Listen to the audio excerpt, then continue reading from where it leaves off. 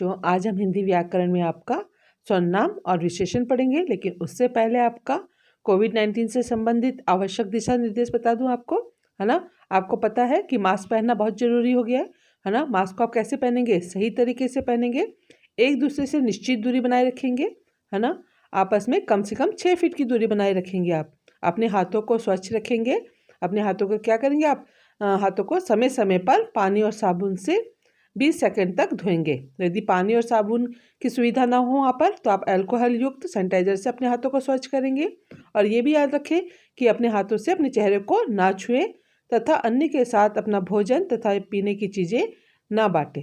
धन्यवाद, है ना। अब आपका इसमें सर्वनाम मैंने आपको उस दिन पढ़ाया था, तो सर्वनाम में आपका क्या था? इसमें मैंने आपको बताया था कि ये जो आपका है संज्ञा आपको पता है ना, किसी भी व्यक्ति, वस्तु, प्राणी, स्थान के नाम को संज्ञा कहते हैं। यहाँ पर मैंने एक आपको पंक्तियाँ दी हैं कुछ, उस पंक्तियों में आपका देखो मैंने नाम लिखा है अखिल, है ना। एक छोटा सा सुंदर बालक, उस दिन मैंने आपको बताया था। अखिल के पिताजी स्टेशन मास्टर हैं। अखिल की माताजी घरेलू महिला हैं।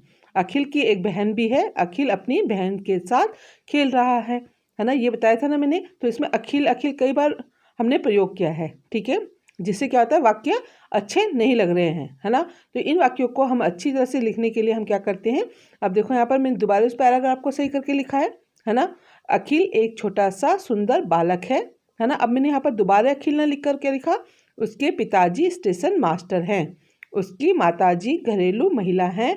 उसकी एक बहन भी है, वह अपनी बहन के साथ खेल रहा है, ठीक है। तो मैंने अखिल की जगह जिन शब्दों का हमने प्रयोग किया है ना, उन्हें क्या कहते हैं? हम सर्वनाम कहते हैं, ठीक है। तो आपकी सर्वनाम की डेफिनेशन क्या है, परिभाषा क्या है? जो शब्द संज्ञा के स्थान पर प्रयोग में लाए जाते हैं उन्हें हम सर्वनाम कहते हैं। आगे समझ में?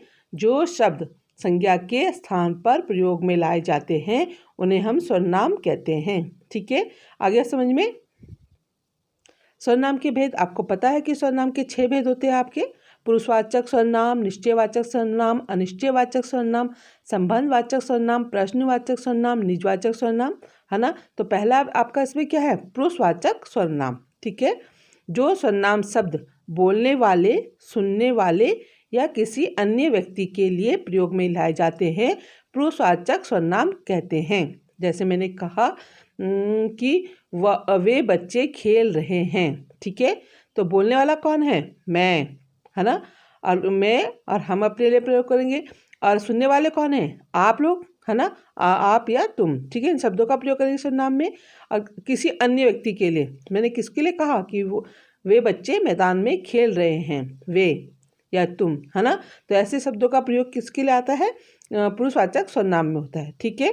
तो कौन से सर्वनाम शब्द होते हैं इनमें, है ना? मैं, वह, तुम, ऐसे जो शब्द होते हैं वो किस में आते हैं? पुरुषवाचक सर्वनाम होते हैं, ठीक है। आगे समझ में, है ना। पुरुषवाचक सर्वनाम के भी 3 भेद होते हैं। उत्तम पुरुष, मध्यम पुरुष व अन्य पुरुष होते हैं, ठीक है। उत्तम पुरुष में कौन आता है? बोलने वाला, है ना। मध्यम पुरुष में सुनने वाला, है ना। अन्य पुरुष में जिसकी हम बात कर रहे होते हैं। आगे समझ में? फिर आपका निश्चयवाचक सर्वनाम, है ना।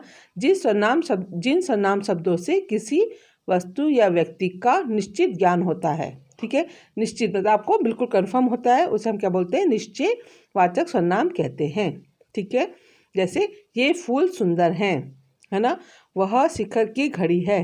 तो आपका मैंने कहा वह मेरा कमरा है ना। इस तरह की जो निश्चित है, तो निश्चित है कि वह उसका कमरा है, ठीक है ना। ये मेरी किताब है, तो वो निश्चित है। तो निश्चयवाचक सर्वनाम में जिस सर्वनाम शब्दों से किसी वस्तु या व्यक्ति का निश्चित ज्ञान होता है उसे निश्चयवाचक सर्वनाम कहते हैं, ठीक है।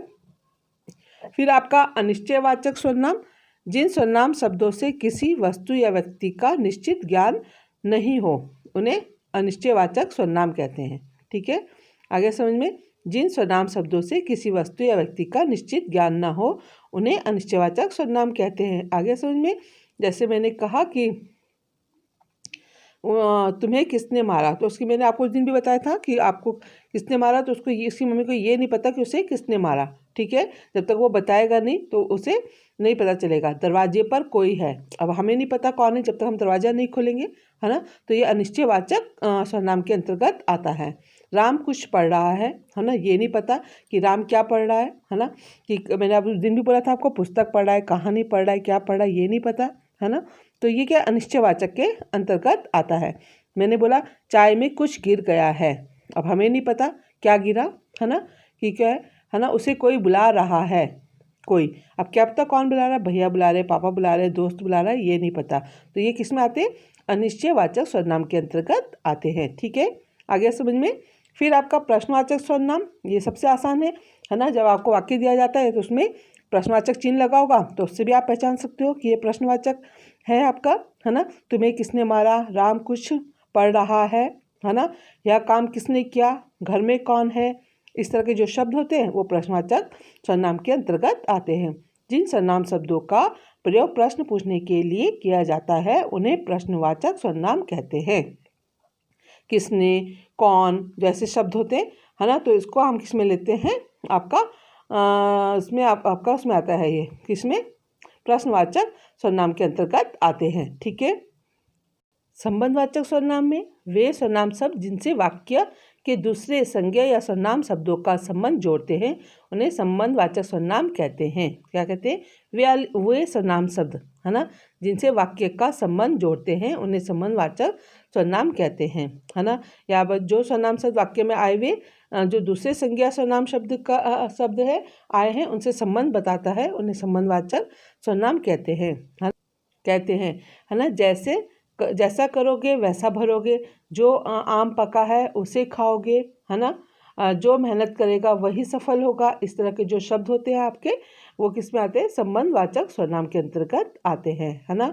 निजवाचक सर्वनाम, जिन सर्वनाम शब्दों का प्रयोग अपने लिए किया जाता है, मतलब खुद के लिए प्रयोग किया जाता है, उन्हें हम निजवाचक सर्वनाम कहते हैं, है ना। आगे समझ में, केवल अपने लिए, जैसे निधि स्वयं खाना बनाती है, मैं अपने आप विद्यालय चला जाऊंगा, है ना, वह खुद ही समझ जाएगा, अपना काम स्वयं करना चाहिए। तो ऐसे शब्द जैसे अपने आप, स्वयं, खुद, ये क्या है आपके निजवाचक सर्वनाम शब्द हैं। आगे समझ में। ठीक है। आपका विशेषण, है ना, विशेषण आपको पता है, जब मैंने आपको कोई शब्द बोलूँगी जैसे एक छोटा परंतु सुंदर नगर था, ठीक है, छायादार वृक्ष, खूबसूरत फूलों की क्यारियाँ, नगर के विशाल चौक में संगमरमर का एक ऊंचा पुतला।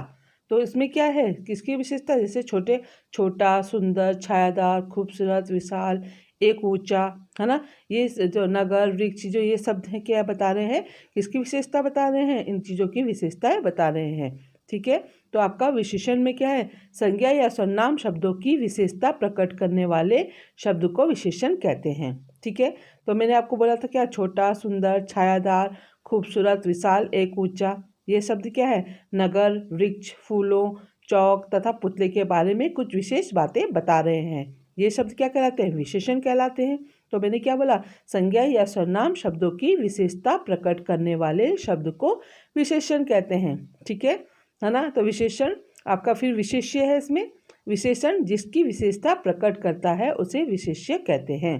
क्या बोला, विशेषण जिसकी विशेषता बताता है उसको हम क्या कहते हैं, विशेष्य कहते हैं, है ना। सुंदर फूल, ठीक है ना। तो आपका किसकी विशेषता बताई इसने, फूल की, है ना। तो इसमें क्या है, फूल क्या है, विशेष्य है, और विशेष्य की मतलब फूल की विशेषता क्या है, विशेषण क्या है इसमें, सुंदर। ठीक है। तो किसकी विशेषता बताई उसने, फूल की, तो फूल आपका विशेष्य होगा, है ना, और ये सुंदर आपका विशेषण होगा। ठीक है। अच्छा लड़का, ठीक है, किसकी विशेषता बताई उसने कि वो अच्छा है, लड़के की, तो ये तो आपका विशेषण हो गया, है ना। तो विशेषण में आपका बोला, विशेषण जिसकी विशेषता प्रकट करता है उसे विशेष्य कहते हैं, है ना। तो आपका किसकी विशेषता प्रकट करी, अच्छा लड़का की, लड़का आपका विशेष्य हो गया, है ना, और विशेषण क्या हो गया आपका, अच्छा हो गया। ठीक है। आगे समझ में, फिर से बोल रही हूँ, है ना, विशेषण जिसकी विशेषता प्रकट करता है उसे हम विशेष्य कहते हैं। तो किसकी विशेषता बताई उसने, लड़के की, ये आपका विशेष्य है और ये आपका विशेषण है। ठीक है। विशेषण के भेद आपको पता है, विशेषण के 4 भेद होते हैं। आपका गुणवाचक विशेषण, ठीक है।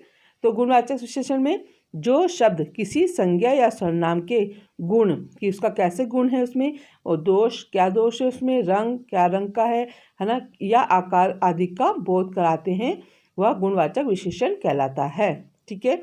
वह ईमानदार है, वह उसका गुण है कि वो ईमानदार है ना। वह बेईमान है। उसका दोष है कि वो बेईमान है। उसका रंग काला है, तो रंग काला, है ना।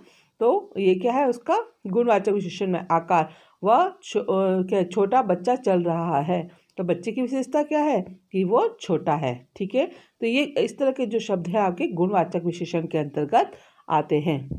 फिर आपका संख्यावाचक विशेषण, है ना। जो विशेषण संज्ञा या सर्वनाम की संख्या संबंधी विशेषता का बोध कराते हैं उन्हें संख्यावाचक विशेषण कहते हैं। ठीक है, तो क्या बोला, संख्या मतलब काउंटिंग, गिनने में 1 2 3 4 जो होता है ना, उसको बोलते हैं संख्यावाचक विशेषण में रखते हैं उनको। ठीक है, तो जैसे मैंने बोला कि पेड़ में कुछ आम लगे हैं।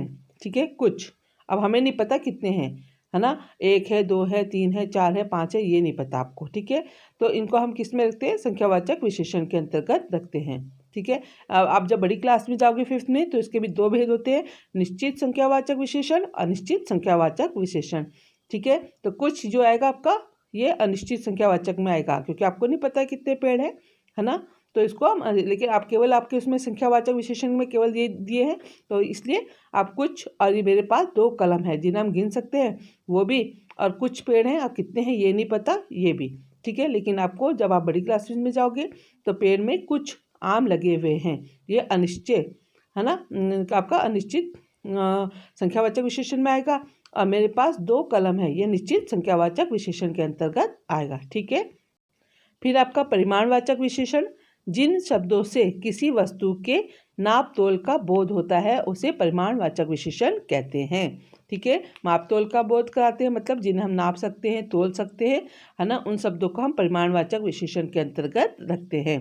ठीक है, तो मैंने बोला दुकानदार 2 किलो आलू तोल रहा है, तोला ना उसने, नापा उसको तोल के, तो 2 किलो आलू, है ना। थोड़ा नमक देना, अब कितना नमक देना ये नहीं पता है, लेकिन नमक को भी हम तोलते हैं 1 किलो 2 किलो में, तो उसने कहा कि थोड़ा नमक देना, तो ये भी आपका परिमाणवाचक विशेषण में आएगा, ये याद रखना हमेशा। ठीक है ना। मुझे 4 मीटर कपड़ा चाहिए, है ना, इस तरह से भी, या 2 किलो दूध देना, इस तरह से भी हो सकता है। तो इन चीज़ों का हम किस में रखते हैं, परिमाणवाचक विशेषण के अंतर्गत रखते हैं। ठीक है, इसके भी 2 भेद होते हैं। जब आप बड़ी क्लास में, मैं आपको बोला, तो आपका निश्चित और अनिश्चित होता है ना।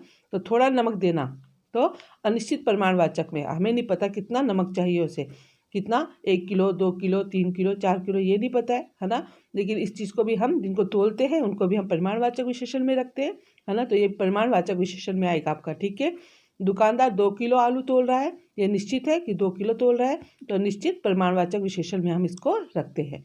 ठीक है, आगे समझ में। फिर आपका संकेतवाचक या सर्वनामिक विशेषण, जो सर्वनाम शब्द विशेषण की तरह संज्ञा की विशेषता बताते हैं उन्हें सर्वनामिक या सांकेतिक विशेषण कहते हैं, है ना। या आप सिंपल उसमें लेंगे इसकी डेफिनेशन को, जो सर्वनाम शब्द संज्ञा शब्द से पहले आकर उसकी विशेषता बताते हैं उन्हें सर्वनामिक या संकेतवाचक विशेषण कहते हैं, है ना। तो यह लड़का होशियार है, तो मैंने क्या बोला डेफिनेशन में आपकी, है ना। तो जो सर्वनाम शब्द, ये जो सर्वनाम है आपका, ये आपको पता है सर्वनाम है, यह शब्द संज्ञा शब्द से पहले आकर उसकी विशेषता बताते हैं, उसकी ओर संकेत करते हैं, उसको क्या बोलते हैं हम लोग, संकेतवाचक या सर्वनामिक विशेषण कहते हैं। आगे समझ में। यह वृक्ष बहुत ऊंचा है, तो ये वृक्ष की तरफ इशारा करके बोल रहा है ना। तो जो सर्वनाम शब्द संज्ञा शब्द से पहले आकर उसकी ओर संकेत करता है या उसकी विशेषता बताता है उसे हम संकेतवाचक या सर्वनामिक विशेषण कहते हैं। ठीक है, आगे समझ में। आपका इसी में संकेतवाचक और सर्वनामिक हो गया आपका, ये आपका सर्वनाम और सर्वनामिक विशेषण में अंतर। ठीक है, तो आपका सर्वनाम संज्ञा के बदले उसकी अनुपस्थिति में प्रयुक्त होता है, आपको पता है ना। सर्वनाम की डेफिनेशन मैंने आपको पढ़ाई थी ना, जो शब्द संज्ञा के स्थान पर प्रयोग में लाए जाते हैं उन्हें हम सर्वनाम कहते हैं। ठीक है, और सर्वनामिक विशेषण क्या होता है, जो संज्ञा शब्द से पहले लगकर उसकी ओर संकेत करते हैं। ठीक है, आगे समझ में। ये चीज़ें आपका क्या है, तो ये आपका सर्वनाम और सर्वनामिक में अंतर आएगा। ठीक है, हाँ बच्चों, आपके यूनिट टेस्ट में, है ना, आपको पता है चित्र वर्णन, अनुच्छेद, है ना, और आपका चित्र वर्णन, अनुच्छेद और अपठित गद्यांश भी आएगा, आप उसकी भी तैयारी करेंगे, है ना। और आप अच्छी तरह से अपने यूनिट टेस्ट की तैयारी करेंगे। धन्यवाद।